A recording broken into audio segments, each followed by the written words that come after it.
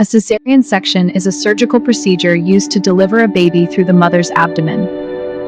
This is a cesarean delivery, a safe method when needed. Is it safe for the baby? Yes, it's very safe. The diagram shows how. The surgical team prepares the operating room to ensure a sterile environment.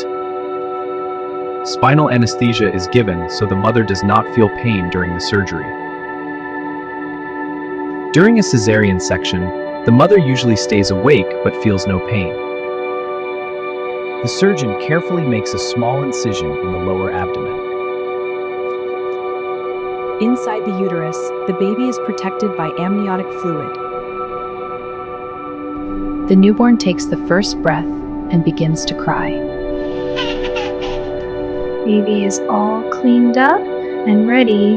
The newborn is cleaned and examined by the medical team. Soon, the mother gets the first look at her newborn baby.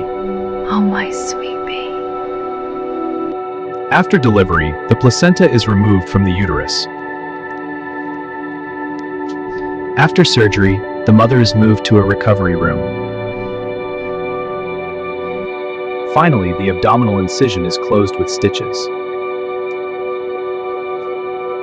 The uterus is carefully stitched to begin healing. Soon, the baby is placed in the mother's arms. It becomes a joyful moment for the whole family.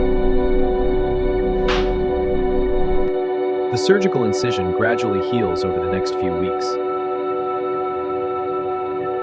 Doctors encourage gentle movement to help recovery. With proper care, both mother and baby recover safely.